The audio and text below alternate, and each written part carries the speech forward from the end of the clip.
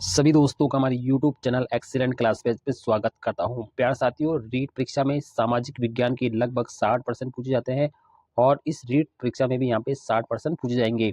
तो यहाँ पर जो सामाजिक विज्ञान का चौथा और पांचवा खंड जो पेपर में आता है, उसमें जो 60% होते हैं उसमें से 40% तो वो सामाजिक के होते हैं और 20% आपकी शिक्षण विधियों के होते हैं। तो कुल मिला के यहाँ पे आपके 60% आने वाले हैं। तो आज की वीडियो में यहाँ पे मुख्य मुख्य 40 जो पर्सन है वो सामाजिक के आते हैं, उसकी चर्चा हम करेंगे। तो चलते हैं वीडियो की ओर, पढ़ते हैं, देखते हैं पहला क्वेश्चन यहाँ पर क्या है। पहला जो क्वेश्चन है वो आपका आ रहा है यहाँ पे कि पहला क्वेश्चन है, नाना साहब का जालरा, गोल जालरा, इब्राहिम का जालरा, ये निम्न में से कौन से दुर्ग में स्थित है? तो ये जो तीनों चीजें हैं ये तारागढ़ के जलाशयों के नाम है, तो तारागढ़ में स्थित है। और तारागढ़ में मुस्लिम संत मीर साहब की दरगाह भी स्थित है। अगले सवाल की तरफ चलते हैं। सत्य असत्य आपको बताना है, इसमें कौन सा सत्य है कौन सा असत्य है। तो पहला है, अश्विन माह में दशहरा मेला कोटा के अंदर लगता है, बिल्कुल सही है। विजय पर्व के रूप में दशहरे मेले की जो शुरुआत है वो 1895 ईस्वी में महाराव उम्मेद सिंह ने शुरू की थी, ये भी सही है। विजयदशमी के अवसर पर यहाँ पशु मेले का आयोजन भी किया जाता है, तो ये भी सही है। तो इसके अंदर तीनों ही ऑप्शन आपके राइट रहेंगे। तो इसका जो डी वाला ऑप्शन है इसके अंदर ये राइट रहेगा कि इसमें सारे ही क्या है, सभी सही है।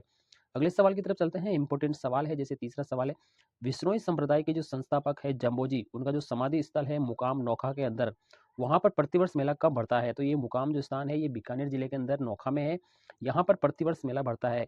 तो यहाँ पर इनका जो प्रतिवर्ष है महीने में साल में 2 बार भरता है। एक तो आपको भरता है फाल्गुन अमावस्या को, एक तो भरता है फाल्गुन अमावस्या को, और दूसरा जो भरता है वो अश्विन की अमावस्या को भरता है। कौन सी?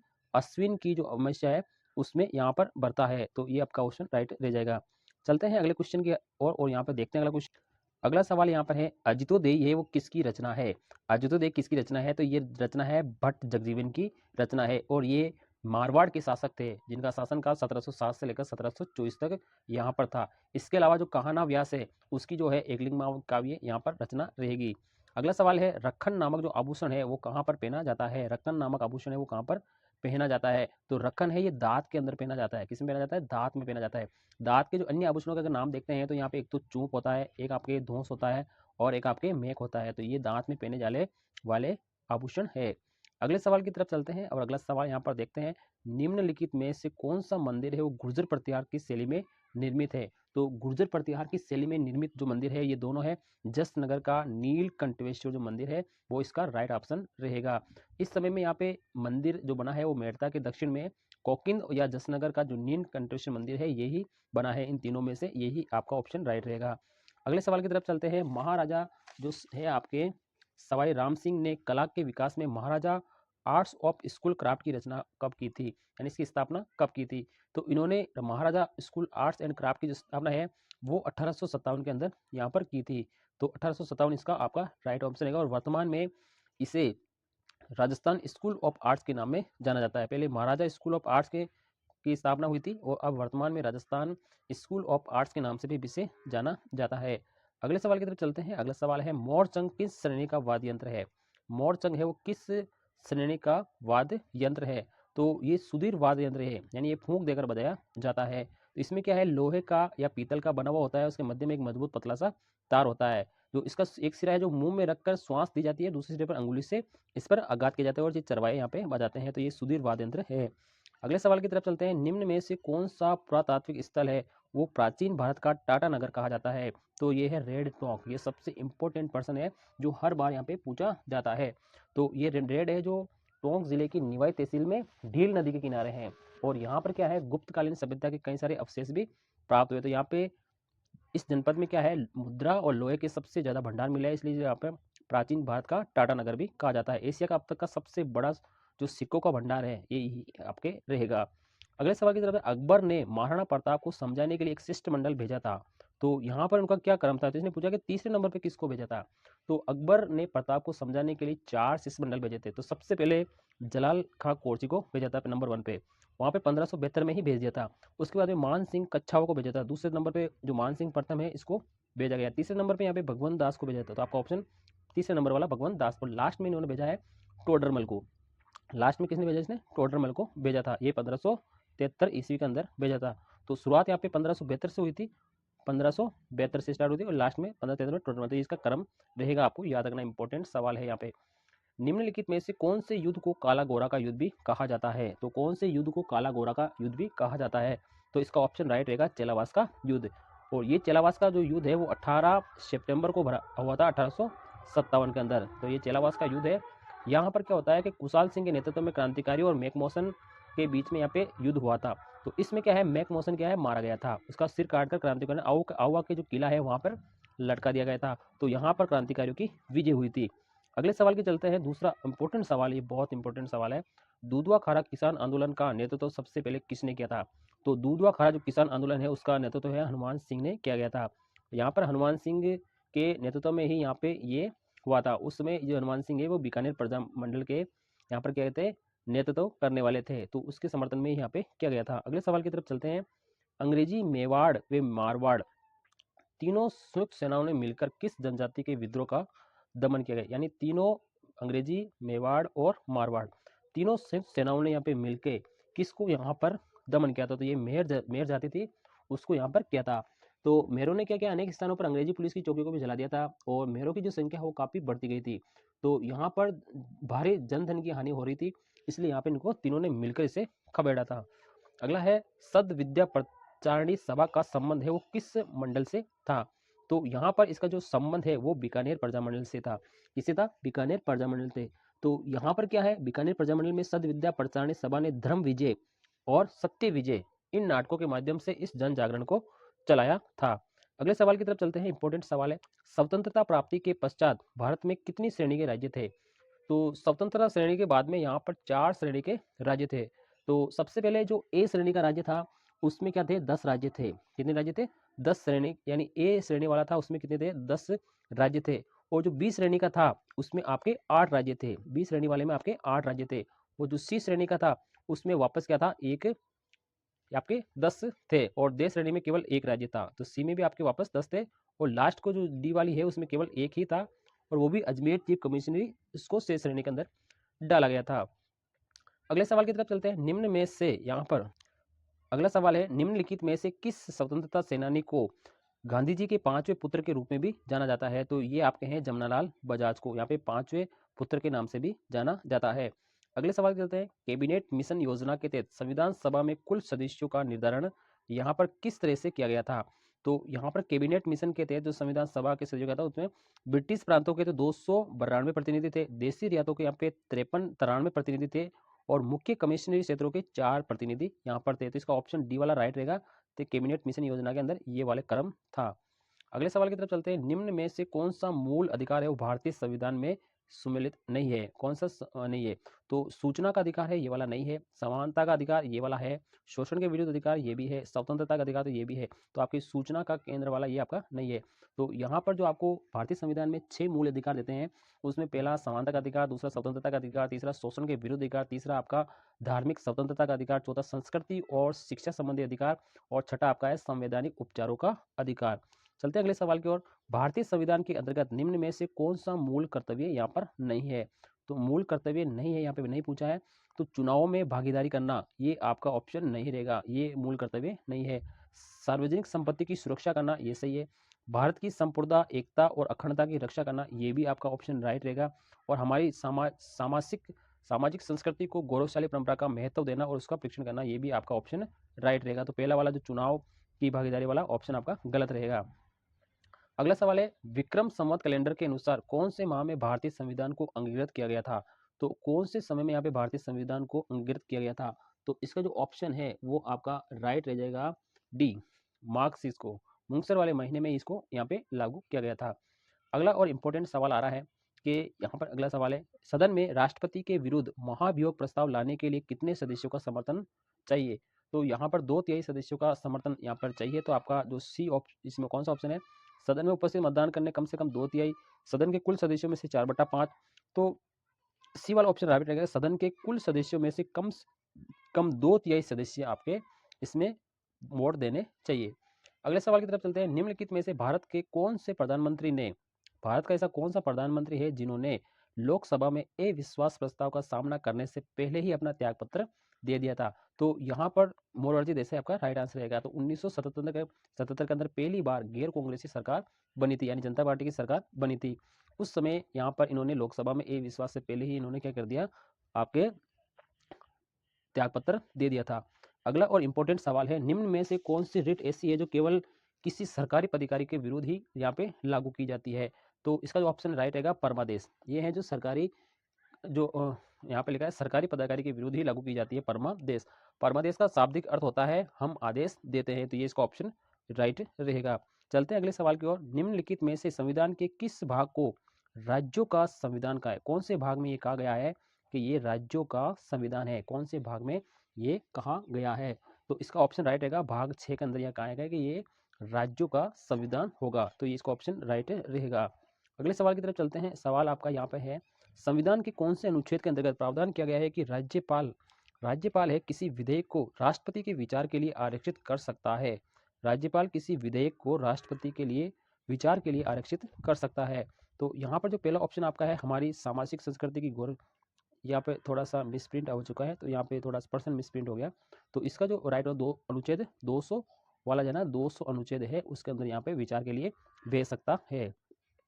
अगला सवाल है, विक्रमी संवत कैलेंडर के अनुसार कौन से ये वापस से आपका दोबारा क्वेश्चन आ चुका है। हाँ ये क्वेश्चन है यहाँ पे क्या है, राज्यपाल किसी विधेयक को राष्ट्रपति के विचार के लिए आरक्षित कर सकता है, तो ये अनुच्छेद है 200, तो इसका ऑप्शन राइट रहेगा अनुच्छेद 200। अगला है, लोकतांत्रिक विकेंद्रीकरण का आशय क्या होता है? लोकतांत्रिक जो विकेंद्रीकरण है उसका क्या आशय होता है? तो इसका जो इंपॉर्टेंट उत्तर रहेगा ये आपका डी रहेगा, स्थानीय सरकार। ये लोकतांत्रिक विकेंद्रीकरण का ऑप्शन रहेगा। अगला है, गंगा नदी के दक्षिण में इसकी जो सहायक नदी है सोन, उसके आसपास का जो क्षेत्र है वो प्राचीन काल में किस नाम से जाना जाता था? तो इसके आसपास का जो काल है वो मगध के नाम से जाना जाता था, यानी सोन नदी के आसपास का जो क्षेत्र है वो मगध नदी के नाम से जाना जाता था। अगला है, मुगल काल में जप्ती जो शब्द है वो किसे इंगित करता था? तो मुगल काल में जो जप्ती शब्द है वो किसे इंगित करता था? तो इसका जो ऑप्शन राइट रहेगा, उस समय आपका राजस्व प्राप्ति के लिए राजस्व प्राप्त करने की जो व्यवस्था थी उसे ही यहाँ पे जब्ती कहा जाता था। उस समय अकबर के जो राजस्व मंत्री थे वो टोडरमल थे, तो यहाँ पर किसानों से क्या किया था, राजस्व वसूला जाता था। अगला सवाल है, भारतीय योग पद्धति को अंगीकार करने वाला जो सूफी सिलसिला है वो कौन सा है? भारतीय योग पद्धति को अंगीकार करने वाला सूफी सिलसिला कौन सा है? तो यह है चिश्ती सिलसिला। कौन सा सिलसिला है? चिश्ती जो सिलसिला है ये योग को लेने वाला है। अगला सवाल है इंपॉर्टेंट, यहाँ पर मिलान का है और यहाँ पे हम मिलान करके देखेंगे कौन सा इसका ऑप्शन राइट रहेगा। तो सबसे पहले यहाँ पे लिखा मिलान, तो ये तो प्राचीन स्थल है और ये इसकी अवस्थिति है। तो कालीबंगा है वो आपका राजस्थान में है, कालीबंगा राजस्थान में है। मोहनजोदड़ो है वो पाकिस्तान के सिंध के अंदर है, पाकिस्तान के सिंध में है। और यहाँ पर रंगपुर की बात करते हैं तो रंगपुर है वो आपके गुजरात के अंदर है। रंगपुर कहाँ पे है? गुजरात में। और राखी गढ़ी है ये आपके हरियाणा के अंदर है। ये क्या है? इसका मिलान रहेगा। तो अगले सवाल की तरफ चलते हैं। अगला इसका मिलान आप यहाँ पे मिला सकते हैं। अगला है, गुप्त वंश के शासन काल में कौन सा स्थान है वो कला का प्रमुख केंद्र था? कौन सा स्थान है वो कला का प्रमुख केंद्र था? इसका ऑप्शन राइट रहेगा सारनाथ। उस समय यहाँ पे गुप्त वंश में यहाँ पे इसके कला का स्थान था सारनाथ। अगले सवाल की तरफ चलेंगे। प्राचीन भारतीय ग्रंथों में यवन प्रिय जो शब्द है उसका अर्थ क्या हुआ था? तो इसका जो ऑप्शन राइट रहेगा आपका, ये आपका रहेगा ए, काली मिर्च। काली मिर्च के नाम से ही इसे जाना जाता था। अगला है, माइसोन में स्थित शिव मंदिर का निर्माण किसने करवाया था? माइसोन में जो शिव मंदिर का जो निर्माण है वो करवाया था यहाँ पर ए, भद्रवर्मन ने। कहाँ पे कराया है? भद्रवर्मन ने इसका निर्माण करवाया था। चलते हैं अगले सवाल की तरफ। बीकानेर के किस शासक ने बादशाह अकबर की अधीनता स्वीकार की थी? बीकानेर के किस शासक ने बादशाह अकबर की अधीनता स्वीकार की थी? तो यहाँ पर ऑप्शन राइट रहेगा, ये है बीकानेर के जो शासक थे उन्होंने नागौर दरबार में 1570 में यहाँ पर अकबर की अधीनता स्वीकार की थी। अगला है, राजस्थान में सर्वाधिक जलीय जैव विविधता वाला पारिस्थितिकी तंत्र कौन सा है? राजस्थान में सर्वाधिक जलीय जैव विविधता वाला पारिस्थितिकी तंत्र कौन सा आपका रहेगा? तो यहाँ पर इसका ऑप्शन ये राइट रहेगा बी वाला, दक्षिणी पूर्वी जो पठारी पारिस्थितिकी तंत्र है ये यहाँ पे सर्वाधिक जलीय जैव विविधता वाला पारिस्थितिकी तंत्र रहेगा। अगले सवाल की तरफ चलते हैं। जयपुर में स्थित जल महल, जयपुर में स्थित जल महल है वो किस नदी के किनारे बना हुआ है? तो ये जो बना हुआ है ये मानसागर झील के किनारे बना हुआ है। तो यहाँ पर मानसागर झील का निर्माण वो गर्भवती नदी के नाम पानी को रोक कर यहाँ पे बनाया गया था। अगले सवाल की तरफ चलते हैं। यहाँ पर राजस्थान में सिरोही जिले में स्थित पर्वत और पठारों में कौन सा सम्मिलित नहीं है? तो राजस्थान के सिरोही में कौन सा पर्वत और पठार नहीं है? तो यहाँ पर आपके माउंट आबू है, ये सिरोही के अंदर है। इसके अलावा आपका जो उड़िया का पठार है ये भी है। अंचलगढ़ है ये आपका किसमें है? ये अंचलगढ़ भी आपके सिरोही के अंदर है। लेकिन नाकोड़ा की जो पहाड़ियाँ है ये आपके बाड़मेर में है। नाकोड़ा की पहाड़ियाँ आपके बाड़मेर में है। अगले सवाल की तरफ चलते हैं। प्रमुख बहुउद्देशीय परियोजना में जो भाखड़ा नागल परियोजना है उसमें कौन कौन से राज्यों की ये संयुक्त परियोजना है? तो इसके अंदर पंजाब हरियाणा राजस्थान ये इसका ऑप्शन राइट रहेगा। इन तीनों जिलों को मिलाकर ये संयुक्त परियोजना बनाई गई थी। इसे एक बहुउद्देशीय परियोजना भी कहा जाता है। इसमें राजस्थान का जो हिस्सा है वो 15.2 है, 15.2 है इसमें राजस्थान का है, 15.2% राजस्थान का हिस्सा है। और ये हनुमानगढ़ जिले को क्या करता है, सिंचाई को सबसे ज़्यादा देता है। थोड़े बहुत श्रीगंगानगर में भी यहाँ पे मिलती है। अगला सवाल है, उष्ण कटिबंधीय शुष्क पर्णपाती कौन से जिले में पाए जाते हैं? तो उष्ण कटिबंधीय जो जिले जो वन है शुष्क पर्णपाती ये सिरोही के अंदर मिलते हैं। तो शुष्क सागवान की बात करते हैं तो ये डूंगरपुर बांसवाड़ा में मिलते हैं। और मिश्रित पतझड़ की बात करते हैं तो ये आपके सवाई माधोपुर, चित्तौड़गढ़, भरतपुर, अलवर के अंदर पाए जाते हैं। तो यहाँ पर उष्ण कटिबंधीय शुष्क पर्णपाती का नाम आ जाता है आपके सिरोही में, आपका ऑप्शन राइट रहेगा। अगला सवाल है, निम्नलिखित में से कौन सा केंद्रीय थर्मल पावर प्रोजेक्ट है? कौन सा केंद्रीय थर्मल पावर प्रोजेक्ट है? तो केंद्रीय वाला तो ये अंता वाला है, अंता गैस थर्मल पावर प्रोजेक्ट जो 12 के अंदर है ये आपका केंद्रीय है। दानपुर की बात करते हैं तो ये बांसवाड़ा जिले के अंदर है, वो एक तापीय परियोजना है। अगर हम गुड्डा की बात करते हैं तो ये गुड्डा बीकानेर जिले में निजी क्षेत्र की एक लिग्नाइट कंपनी यहाँ पर है। और काली सिंध की बात करते हैं तो ये तो झालावाड़ के अंदर आपके रहती है और ये भी तापीय परियोजना है। यहाँ पर ये इसका ऑप्शन राइट रहेगा। अगले सवाल की बात करते हैं तो 2001 से लेकर 2011 के दशक में राजस्थान की किस जिले की जो जनसंख्या वृद्धि दर है वो सबसे कम थी? तो सबसे कम जनसंख्या दर है वो श्री गंगानगर की थी, केवल 10% जनसंख्या ही यहाँ पे बढ़ी थी। और सर्वाधिक जनसंख्या वृद्धि दर की बात करते हैं तो ये बाड़मेर जिले की, किसकी है? बाड़मेर जिले की रहेगी। अगला सवाल है, निम्नलिखित में से कौन सा युग में वो सम्मिलित नहीं है? तो इसका जो देखो शिव किला जो दर्रा है वो हिमाचल प्रदेश में है, बिल्कुल सही है। लिपुलेख दर्रा है उत्तराखंड के अंदर, ये भी सही है। बेनिहाल का जो दर्रा है वो कश्मीर के अंदर, ये भी सही है। रोहतांग का जो दर्रा है वो लद्दाख के अंदर नहीं है, ये हिमाचल के अंदर है। कहाँ पर है? ये हिमाचल में है, यानी कुल्लू और लाहौल स्पीति को आपस में जोड़ने वाला दर्रा है। अगला चलते हैं, चाय, जूट, चावल की खेती के लिए सबसे उपयुक्त जो काल है वो बैसाखी निम्नलिखित में से कौन सा स्थानीय नाम है? चाय, जूट और चावल खेती के लिए उपयुक्त काल जो बैसाखी होता है, काल बैसाखी, उसको स्थानीय नाम क्या है? तो उसका है नार्वेस्टर। स्थानीय नाम क्या है? नार्वेस्टर। ये बंगाल और असम में बैसाख के महीने में चलने वाली भयानकारी जो विनाशकारी जो वर्षा युक्त पवने हैं इसको यहाँ पे काल बैसाखी कहा जाता है, तो इसको नार्वेस्टर भी कहते हैं। निम्नलिखित में से कौन सा मैंग्रोव वनस्पति नहीं है? तो इसका जो ऑप्शन राइट रहेगा ये आपका सी रहेगा। सेलोस जो वन है ये मैंग्रोव वन नहीं होते हैं, यानी सेलोस वन है वो मैंग्रोव वनस्पति में नहीं आते हैं, तो इसका ऑप्शन ये राइट रहेगा। अगला सवाल है, एक निश्चित आकृति में व्यवस्थित ताराओं का जो समूह है वो क्या कहलाता है? ताराओं का समूह जो निश्चित व्यवस्थित आकृति के अंदर होता है उसे हम क्या कहते हैं? उसे हम कहते हैं नक्षत्र। क्या कहते हैं? नक्षत्र। यहाँ पर एक निश्चित आकृति में तारक है, इसकी संख्या है लगभग 27 के लगभग मानी जाती है। अगला सवाल है, किसी स्थान का जो मानक समय है, किसी भी स्थान का जो मानक समय है वो कैसे निर्धारित होता है, उसका आधार क्या रहता है? तो यहाँ पर किसी भी स्थान का अगर हम समय देखते हैं तो वो मुख्य यामांतर के आधार पर इसका आधार रहता है। तो यहाँ पे दो तरह की होती है, यामांतर और देशांतर रेखा जो होती है उसके हिसाब से यहाँ पे से माना जाता है। अगला है, जिप्सम से किस मृदा को उपचारित किया जा सकता है? यानी जिप्सम की सहायता से कैसी मृदा को हम सही कर सकते हैं? तो इसका जो ऑप्शन राइट रहेगा ये आपका जो इसमें ऑप्शन है सी, क्षारीय मृदा। क्षारीय मृदा को हम जिप्सम की सहायता से सही कर सकते हैं, क्योंकि यहाँ पर अत्यधिक जल जमाव के कारण यहाँ पे मृदा क्या होती है? लवणीय और क्षारीय हो जाती है।